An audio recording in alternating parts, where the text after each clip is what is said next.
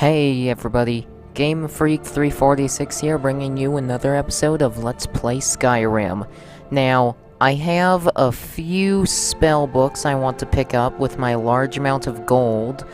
I want to pick up Oak Flesh and Lesser Ward.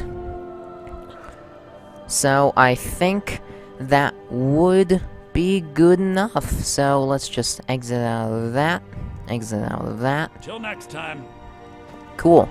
And let's check out those new books that I just picked up. So, we've already read that. Now, let's say... Now, I wanted to get to these two because they are used to decrease the amount of damage. This one increases my armor rating by 40, and negates up to 40 points of spell damage while I have it activated. And this one, I cast it and then get 40 increased armor rating for 60 seconds. So this one is kind of a one-time cast, and then just leave it running for a bit until you run out. And this one is more of a constant effect that, while using up more magicka, will obviously have a bit of better effects, as it also has some damage removal against spells and effects. So let's just use that and use that. Now, I also want to read this book of the Dragonborn, as we picked this up during the first level, actually, and I really want to read it as it seems interesting. So, let's read through this bit. Many people have heard the term Dragonborn. We are, of course, ruled by the Dragonborn Emperors, but the true meaning of the term is not commonly understood. For those of us in the Order of Talos, this is a subject near and dear to our hearts, and in this book I will attempt to illuminate the history and significance of those known as Dragonborn. Down through the ages, most scholars agree that the term was first used in connection with the Covenant of Akatosh, when we blessed Saint Alessa was given the Amulet of Kings, and the dragon fires of the Temple of the One were first lit. Akatosh, looking with pity upon the plight of men, drew precious blood from his own heart, and blessed Saint Alessa with this blood of dragons, and made a covenant that so long as Alessa's generations were true to the dragon blood, Akatosh would endeavor to seal tight the gates of oblivion, and to deny the armies of Daedra and undead to their enemies. The Daedra-loving Aelids, those blessed by Akatosh with the dragon blood, became known more simply as Dragonborn. The connection with the rulers of the Empire was thus there from the beginning.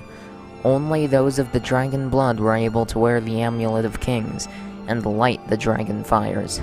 All the legitimate rulers of the Empire have been Dragonborn.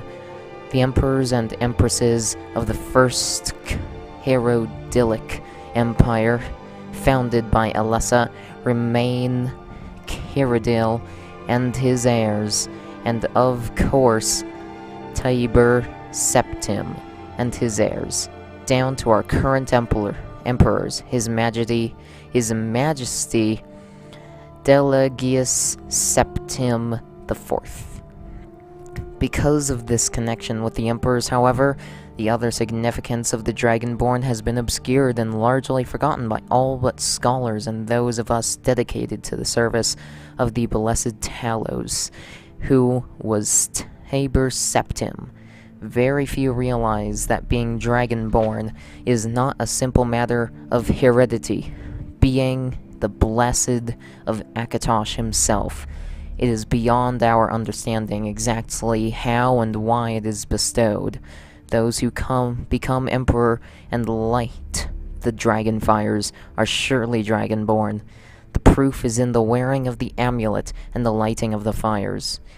But were they Dragonborn and thus able to do these things? Or was the doing the sign of the blessing of Akatosh descending upon them. All that we can say is that it is both, and neither, a divine mystery. The line of septims have all been dragonborn, of course, which is one reason the simplistic notion of it being heredity has become so commonplace. But we know for certain that the early Kyrodiilic rulers were not at all related. There is also no evidence that, Remain Kyrodiil was descended from Elessa, although there are many legends that would make it so, most of them dating from the time of Riemann, and likely attempts to legitimize his rule. We know that the Blades, usually thought of as the Emperor's bodyguards, originated in Akaviri, crusaders who invaded Tamriel for obscure reasons in the late First Era. They appear to have been searching for a dragonborn. The events at Dale Das, or Pale Pass. Wow, I've been reading that wrong this entire time. The events at Pale Pass bear this out, and the Akaviri were the first to proclaim Remain Kyrodiil as dragonborn. In fact, it was the Akaviri who did the most to promote his standing as emperor. And of course, there is no known heredity connection between Tiber Septim and any of the previous dragonborn rulers of Tamriel. Whether there can be more than one dragonborn at any time is another mystery. The emperors have done their best to dismiss this notion, but of course the imperial succession itself means that at the very least, there are 2 or more potential dragonborn at any time. The current ruler and his or her heirs. The history of the Blades also hints at this, although little is known of their activities during the interregnum between Raymond's empire and the rise of Tiber Septim. Many believe that the Blades continued to search out and guard those they believed were or may not be dragonborn at this time. Lastly, we come to the question of the true meaning of being dragonborn. The connection with dragons is so obvious that it has almost been forgotten. In these days when dragons are a distant memory, we forget that in the early days, being dragonborn meant having the dragon blood. Some scholars believe that was meant quite literally, although the exact significance is not known. The Nords tell tales of dragonborn heroes who were great dragon slayers, able to seal the power of the dragons they killed. Indeed, it is well known that the Akaviri sought out and killed many dragons during their invasion, and there is some evidence that this continued after they became Ramin Kyrodiil's Dragon Guard, the direct predecessor to the Blades of today. I leave you with what is known as the prophecy of the Dragonborn. It is often said to originate in an Elder Scroll. Roll credits. Although it is sometimes also attributed to the ancient Aviri. Many have attempted to decipher it, and many have also believed that its omens had been fulfilled, and that the advent of the last Dragonborn was at hand. I make no claims as an interpreter of prophecy, but it does suggest that the true significance of Akatosh's gift to mortal kind has yet to be fully understood. When misrule takes its place at the 8 corners of the world, when the brass tower walks and time is reshaped, when the thrice-blessed fail and the red tower trembles, when the dragonborn ruler loses his throne and the white tower falls, when the snow tower lies sundered, kingless, bleeding, the world eater wakes, and the wheel turns upon the last dragonborn. Now, I'm sorry for any mispronunciations and how long in the video that actually took, but my god, I read that book right before having made this episode. And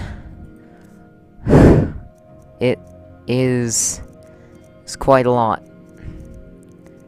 It's definitely something that I would definitely take into consideration when playing this game. Definitely read that before I did, because wow, that was kinda huge. But anyway, just look at all this stuff that I have here.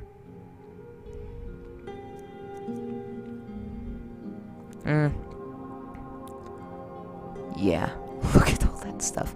I have quite a lot of favorites. You're a strapping young man. Don't be a stranger. But yeah, but anyway guys, I did decide to sell a few items as well. That's why I had so much gold. And I also decided to come up here and found 2, 3, 4 more books. Hello. Don't mind me. Yes? What? Oh, sorry, dude. Sorry.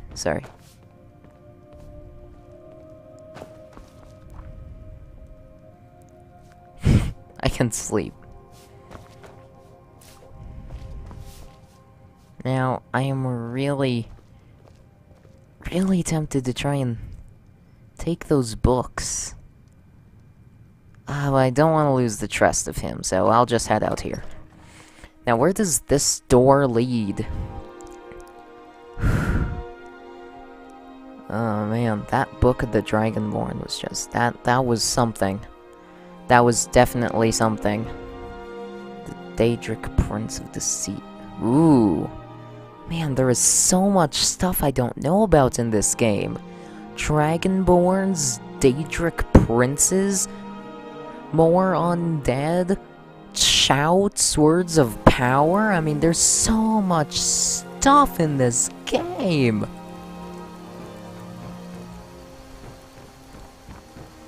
Okay, good. Okay, good. Okay, good. Okay, good. There is a door out, so let's get ourselves reorientated. Let's go talk to this guy for the heck of it. What are you staring at? Got any ale or mead?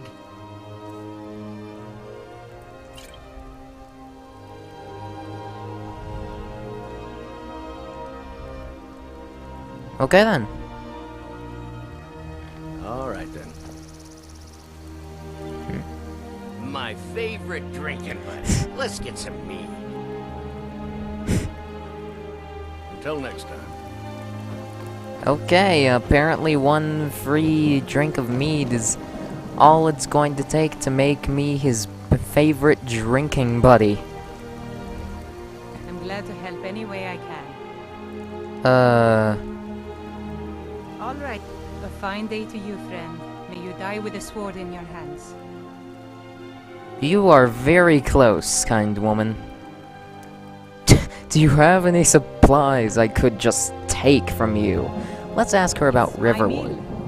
Some folks thinks it's my town too, but it ain't. The Jarl in Whiterun owns the land and the town. I just pay the taxes.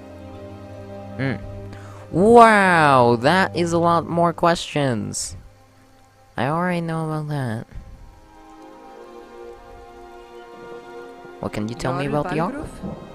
I don't mean to be disrespectful, as he's ruled Whiterun hold well for years, but he seems in over his head now. He's been trying to stay out of the war, but it can't last. He's going to have to pick a side. I'm afraid he's going to make the wrong choice. I wouldn't say that. But he and Ulfric have been at odds for years, and I'm afraid Balgruf will end up siding with the Empire because of it. But it's hard to believe that even Balgruf would choose Elisif over Ulfric. Of course, Ulfric's cause is just. It's time for Skyrim to rid itself of the Empire. I'm starting to believe them. The Empire may have been good for Skyrim once upon a time, but those days are long past. Banning the worship of Palos was the last straw. Thalmor everywhere, dragging people off for honoring our own gods. I'm glad Ralof is helping drive them out of here. If I was a bit younger, I might have joined the fight myself. I suppose she's Jarle Elisif now. She married High King Turid just before Ulfric killed him. The Empire supports her claim to be High Queen. I don't really have anything against her. Not her fault that her husband Turid was bought and paid for by the Empire. But she's nothing but a puppet for the Empire now, with her husband Turid dead. Ulfric will make sure she never takes the throne as High Queen. Some say murdered, but it was a lawful challenge in the old way. Ulfric called him out as a traitor to Skyrim, and killed him in single combat. If Torrid couldn't defend his throne, he had no business being High King. No, not until the Moot meets to choose another, and it won't meet until one side or the other wins the war. Don't worry, though. Ulfric is our rightful High King. He'll drive out the Empire, and Skyrim will have peace at last. Cross the river and then head north. You'll see Whiterun on its hill as you pass the falls.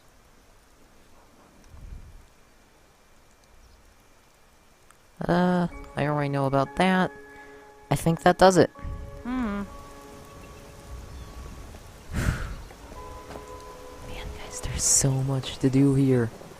Oh my god. Ooh, who are you? Whatever you need. My Ysmir, if it's simple and strong, I can forge it. Gerder's family first settled here as woodcutters a few generations ago. She and Hod run the mill. I make a decent living sharpening axes and fixing the sawmill. Nice.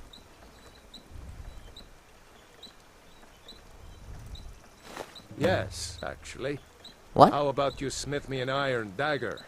Here's everything you need to make one. Go ahead. Whoa. How do I do I that? see no harm in it, if you have the skill. The grindstone will improve your weapons. Use the table to improve your armor.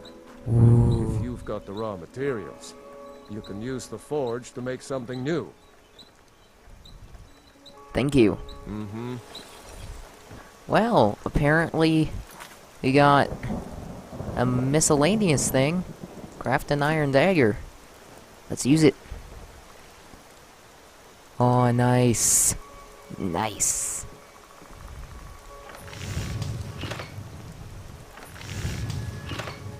Hide. Iron dagger. Yes. I think... Yes, he gave me... Yes. Create this item. Not bad. Reminds me when I first started smithing. You looking for a new blade? Not bad, but it's a little dull. How about you sharpen it up? Just need a bit of metal and the grindstone over there. Nice. All right.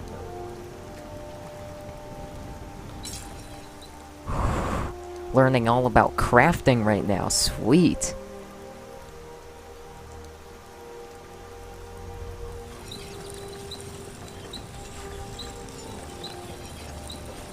Nice. Ooh, can I further refine it?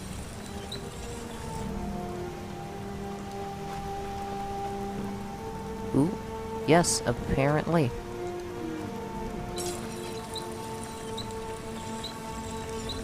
What? Ooh, yes.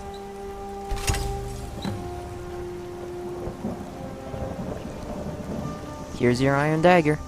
Iron or steel, this looks good. You put time into your blades. They'll serve you well when you need them. You want to keep helping? How about you make some armor? Let's start by tanning some leather on the rack. Wow, he is teaching me all about crafting.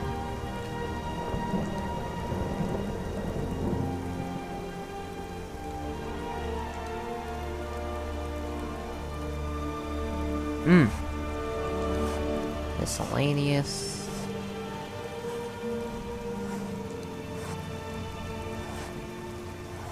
Let's go with that. Yes.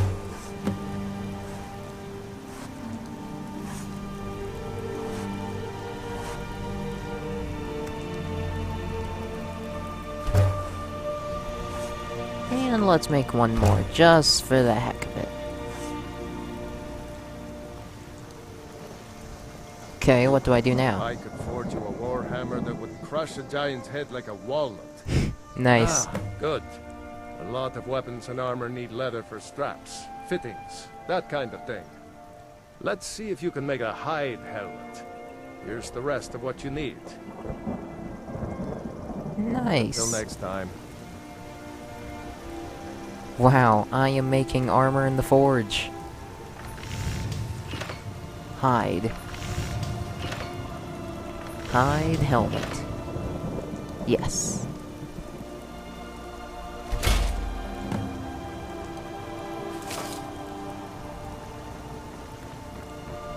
You the sneaky type? Got some nice daggers around here somewhere. I should hire you to be my assistant at this rate. Let's improve the fit. Take this leather to the workbench over there.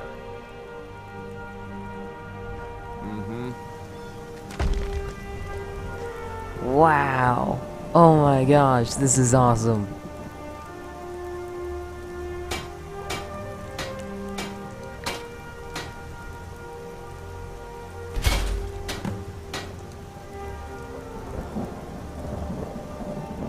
Iron or steel is what you need. You have talent. Keep working at your craft, and you'll be a fine smith one day. Why don't you keep that dagger and helmet? Maybe you'll remember me when you're making Skyforged steel, huh? Nice. Aye. So, I guess we've learned all about crafting now. Learned how to use the forge and the grind wheel, as well as the temper rack and the workbench. I like it. I like it all. Let's see what this lady has to say now. Very sure. What do you want? It's my boy Sven you need to listen to. He sings at the inn most every night. Ooh. I'm not picking someone's lock right in front of them. That'd be stupid. Cool if I got away with it, but stupid.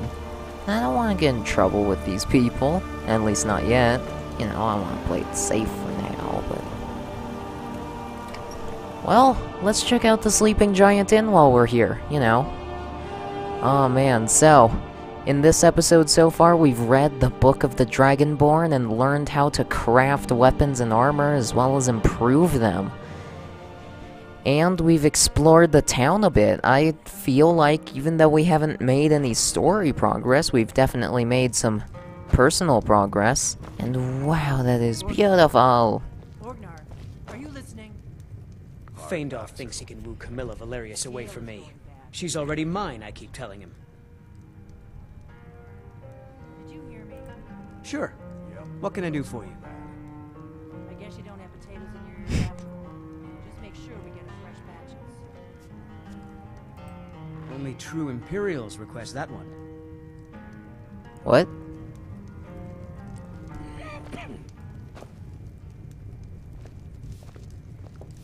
You look like a traveler. Sure. You know what what? can I do for you? No, I want to go with that one. Ah, a fine but bloody tale. I can do that one. This is a local favorite and one of the first songs I ever learned. Ragnar the Red. Oh, there once was a hero named Ragnar the Red who came riding to Whiterun from old Rorikstead. And the braggart did swagger and brandish his blade as he told of bold battles and gold he had made. Let's just sit for a while. But then he went quiet, did Ragnar the Red, when he met the shield maiden Matilda, who said, Oh, you talk and you lie and you drink all our mead. Now I think it's high time that you lie down and bleed. So then came clashing and slashing of steel as the brave lass Matilda charged in full of zeal. And the braggart named Ragnar was boastful no more when his ugly red head rolled around on the floor. Faendal thinks he can woo Camilla Valerius away from me. She's already mine, I keep telling him. Wow. Okay then. Need something? Oh, hey, it's you. Yeah. So what's this? It means so much to us to have the claw back where it belongs. Thank you. You know, it's really cool to see all the people in this town being in multiple places at once. Need a room? Talk to Delphine.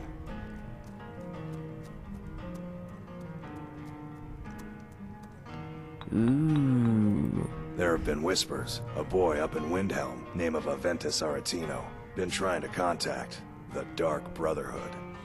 Ooh, what's that?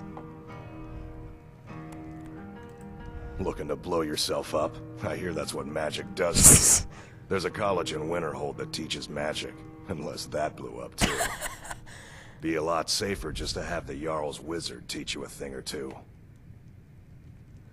Well, I mean, I already know shock magic, and that technically doesn't blow stuff up. Technically.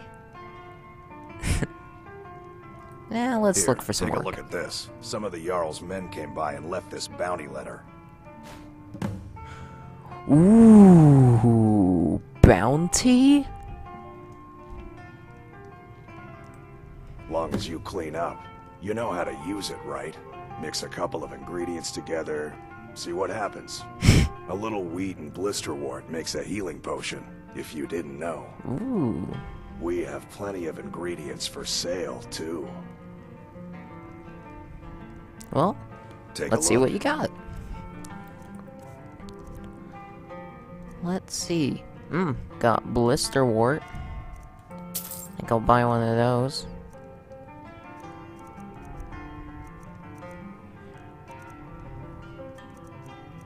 Okay.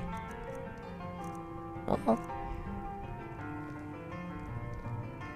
All right then.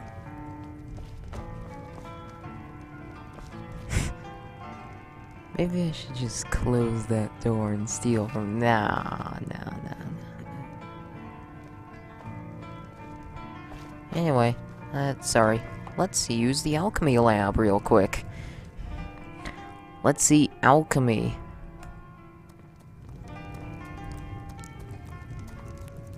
So, got some blisterwort, and what else did he say? I already forgot. Crap. Quit alchemy. What did you say again? We got rooms and food. Drink, too. I cook. Ain't much else to tell. All right then. Well, let's see if I can experiment with something.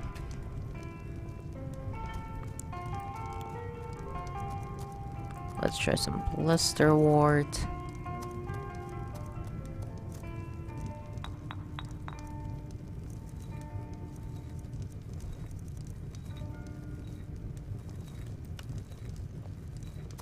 Ooh.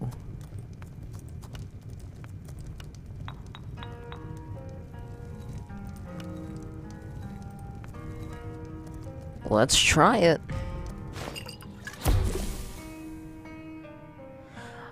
Ooh! Nice! Made a poison! Let's try that and that. Ah. That and that. Ooh, poison again. Damage health and damage health. Sweet.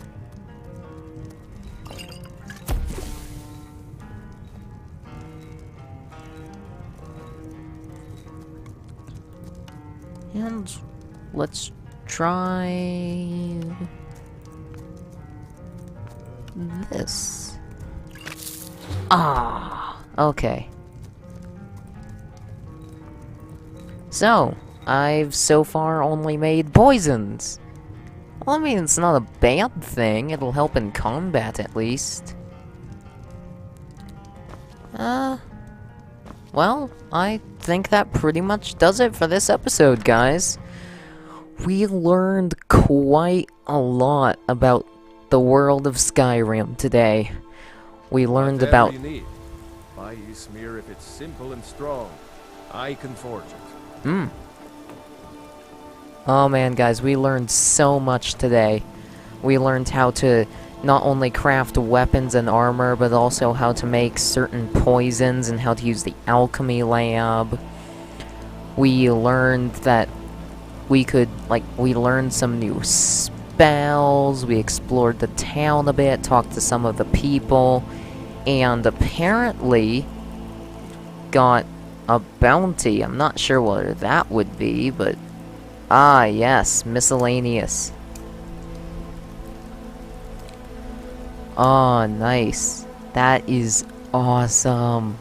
Oh, we got bounties, we got quests. Oh, we got so much stuff to do and so much time. Oh, I am loving it. Oh, I'm loving it. And it is nighttime. Oh man. But anyway, guys, we learned about the history and the mechanics of this world, and I feel like we did a good amount of stuff in this video.